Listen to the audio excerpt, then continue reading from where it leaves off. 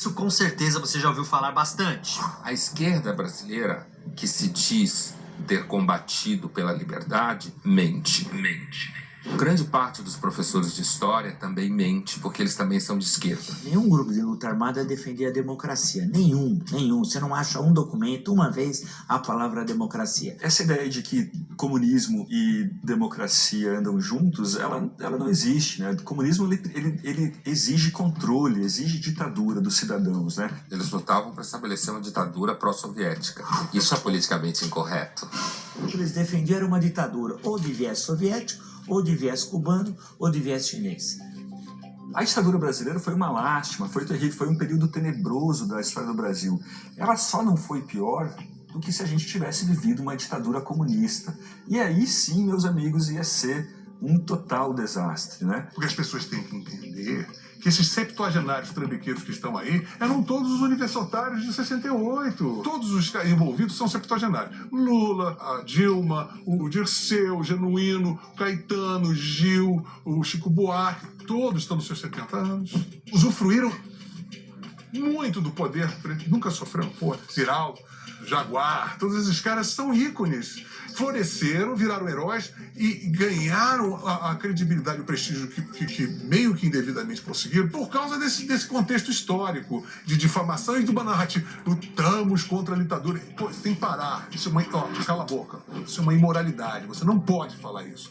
Você era a favor de Cuba. Você é amigo do Fidel Castro. Você engole esta língua. Você não tem moral de... Quem é amigo do Fidel Castro não tem moral de pleitear porra nenhuma. Eles se mostraram a canalha que são, ladrões, fanáticos, imbecis, imunes a tentativa e erro. Muitos deles, os que amadureceram, os que envelheceram e amadureceram, eles olham para aquela época e pensam, bom, que bom que a gente não ganhou. Que bom que nós não fomos vitoriosos.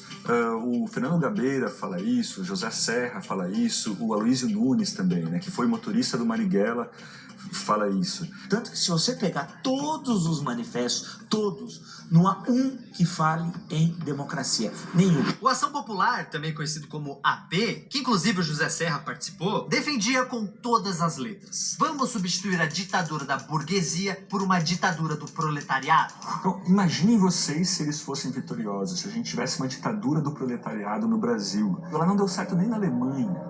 Os alemães que conseguem fazer tudo de forma eficiente não conseguiram fazer um governo comunista. Será que no Brasil daria certo? Não deu certo no Chile, não deu certo em Cuba, não deu certo... A gente teve mais ou menos 60 experiências comunistas no século XX. Todas resultaram em fome e em ditadura. Será que no Brasil ia ser diferente?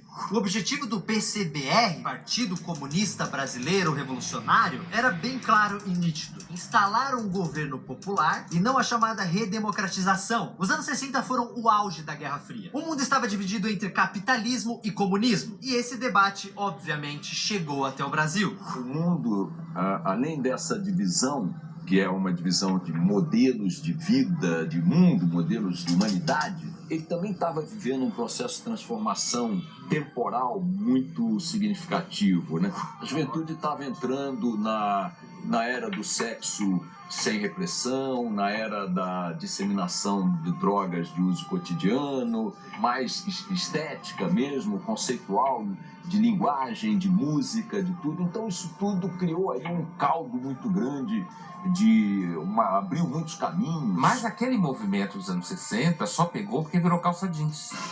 E só pegou porque virou calça jeans, porque os hippies conseguiram vender calça jeans para todo mundo, camiseta rasgada, lenço na cabeça, estilo de vida descolado. Tanto que hoje a calça jeans custa caro para burro e você já compra ela rasgada. Então, assim, a utopia dos jovens dos anos 60, na verdade, se transformou em estilo de consumo vendido pela publicidade. A gente tem que recontar essa história de 64 como se fosse um golpe militar. Não, os militares foram forçados a intervir, porque já estava uma baderna. O Jango decretou estado de sítio. Tava meio Venezuela, sabe como tá agora? Não tinha porra nenhuma, tinha caminhões chegando na rua para dar açúcar, víveres para a população. Não tinha água, não tinha luz, sabe? Então você vivia assim, reforma agrária. Minha mãe fala, ai meu Deus, eu acho que a gente vai perder o nosso sítio em Petrópolis, sabe? Essas coisas assim, classe média, pequenos terrores da classe média. O Jango era um fanfarrão. Eu não acredito que ele criaria uma ditadura no Brasil Talvez o Brizola, talvez o Lamarca ou algum guerrilheiro mais linha dura, mas o Jango não. O grande erro da ditadura militar foi eles não terem, na hora, arrumado a casa, dissolveram o Congresso. Bota as eleições, tinha o Kubitschek, tinha o Lacerda, o Magalhães Pinto, tinha um monte de gente que poderia, o próprio Tancredo, você está entendendo? Que poderiam voltar a uma sociedade civil, etc e tal, e eles não ficaram com esse papel de vilões. Mas por que ficou para a história que os guerrilheiros lutavam pela democracia? A ditadura acabou, a esquerda tinha as redações de jornais, os centros culturais e as universidades. E com o tempo foi aumentando e agora tem as escolas também.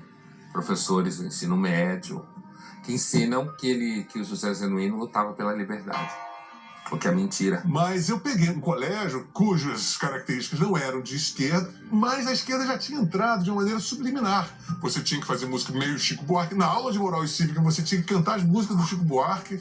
Mesmo o Chico Buarque se considerava um mal, um cacete. Ele era um bom menino, aqueles olhos azuis doces de meio. Ele era um bunda mole, nacionalmente reconhecido. Historicamente, a falácia venceu a história. A versão venceu o fato. E de que forma a versão venceu o fato? Você pega qualquer livro didático, hoje, que tem no Brasil, no ensino médio, por exemplo, vai estar lá escrito que a luta armada levou à democracia. A própria presidente Dilma, que participou num desses grupos de luta armada, sempre insistiu de dizer que o fim do regime militar deveu-se à ação dos grupos de luta armada. Nada, ao contrário, o fim do regime militar deveu-se a outras questões, da luta democrática e não da luta por um regime comunista, como um dos grupos, eram vários, um dos grupos que a senhora Dilma participou. Não há relação, portanto, entre luta armada e restabelecimento da democracia.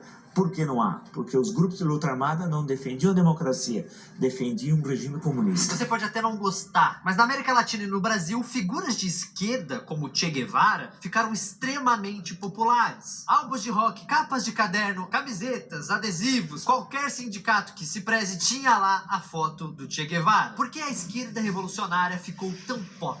Porque quando acabou a ditadura, a esquerda, ela sequestrou para ela toda a imagem de humanista. Ela gosta de dizer que ela combate com flores, de preocupada com o bem, de preocupada com o ser humano, quando historicamente, quem conhece um pouco de história sabe que os regimes de esquerda foram extremamente violentos, extremamente totalitários. Aí morre o Fidel Castro, um monte de idiota. Pô, você não acha o Hitler um merda? Sim. Fidel Castro é um merda igual ao Hitler. É um genocida, é um filho da puta, é um ditador. Não, sabe, eu tenho uma metáfora horrorosa que eu digo que uma pessoa que publicamente se declara pró-Fidel é como se ele tirasse a roupa e fizesse um cocô em cima de um caminhão de trio elétrico. E não limpasse a bunda, diga-se de passagem. Por isso que o livro do Leandro fez tanto barulho. E no começo a reação sempre foi super negativa ao livro dele, por parte dos historiadores, eu quero dizer. Porque, por exemplo, certas figuras ficaram conhecidas e construíram um mito de si próprio. José Dirceu é um deles, né? Ele nunca participou, efetivamente, de nenhum ato de luta armada, que ele é preso num congresso estudantil em 68, em Biúna, no interior de São Paulo, tal. E depois vai para um exílio em Cuba, etc. Tal, volta ao Brasil de uma forma não muito esclarecida, depois vai para um alto exílio no oeste do Paraná, também não muito bem explicado, uma situação toda muito estranha, mas construiu a vida como se ele fosse um defensor das liberdades. Nunca foi.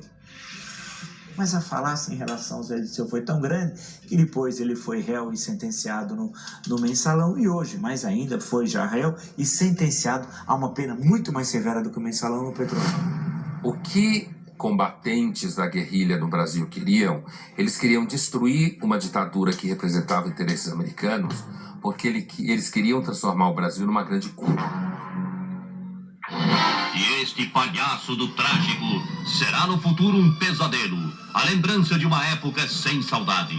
Os ditadores nunca fogem ao seu destino. Pensar, senhor presidente, que por pouco o Brasil não foi uma Cuba grande. Como esta vergonha grande. Fidel Castro é a buena dicha mais fácil da história. Portanto, a esquerda estava se preparando para tomar o controle no país mesmo. No contexto de Guerra Fria, os Estados Unidos não podia, a partir dos seus interesses, deixar que isso acontecesse no seu quintal, num continente que as pessoas podem chegar Num continente que as pessoas podem chegar, em tese, andando, a pé. Ou podem chegar de barco, numa canoa, certo? Porque lutei contra a ditadura militar, as pessoas têm que entender que esse núcleo que diz que lutou contra... Eram todos treinados em Cuba, e treinados na China, ou na União Soviética. O Anselmo Góes foi treinado um cara líder, estudante treinado na União Soviética, o Disseu foi em Cuba, pessoas foram o Genuíno veio da China, é maoísta. Não, eu acho que a esquerda é um fetiche do capitalismo, né? Eu acho que ela já surgiu assim. Não é à toa que surgiu em lugares muito ricos, como Inglaterra, Alemanha, França. Era fetiche do capitalismo, assim. É o burguês que gosta de pensar que é legal. Se teve alguma qualidade da ditadura brasileira, foi ter nos afastado de uma ditadura comunista. Talvez a gente tivesse até ter um feriado nacional no Brasil para comemorar o dia em que a gente se livrou de uma ameaça comunista. Então, a grande questão é que uma coisa não justifica a outra. Não é porque tinha atentado terrorista que tem que ter o pau de arara. E não é porque teve pau de arara que teve atentado terrorista. Eles seguem, na verdade, caminhos paralelos. A luta armada independe da questão do AI-5. Portanto, é uma falácia imputar uma resistência democrática aos grupos de luta armada e, segundo, dizer que eles existiram porque não havia mais espaço democrático. Mentira. Você pode criticar o que quiser a esquerda clássica, mas você não pode dizer que a esquerda clássica era covarde. A esquerda clássica foi pro pau, foi para mesmo aqui no Brasil, que foi enfrentar a ditadura. Pegou em arma e foi pro pau. Em outubro de 68, aniversário de 1 ano da morte de Che Guevara, guerrilheiros brasileiros prestam homenagem ao herói comunista. Decidem fazer um ato revolucionário. Mataram um inocente. O escolhido foi o oficial do exército americano que vivia em São Paulo, Charles Chandler. Charles recebeu tiros de fuzil na frente da mulher e do filho, de 4 anos. 3 meses antes, guerrilheiros do Colina, grupo de Dilma Rousseff, decidem vingar Che Guevara. O plano é executar o militar boliviano que matou o famoso guerrilheiro. Eles dispararam 8 tiros a queima-roupa no homem errado. O major alemão Westenhagen perde a vida sem saber nem porquê. Ainda no ano de 68, guerrilheiros decidem colocar uma bomba em frente ao consulado americano em São Paulo. O jovem piloto Orlando Lovecchio perde a perna na explosão. Muita gente reclamava dos militares, mas pouco se fala do terrorismo dos guerrilheiros. Eu perdi minha perna por um ato terrorista, que eles consideraram um ato poético. Porque a cada atentado terrorista, mais ação repressiva do Estado. Mais o atentado terrorista, mais repressão por parte do Estado. Ou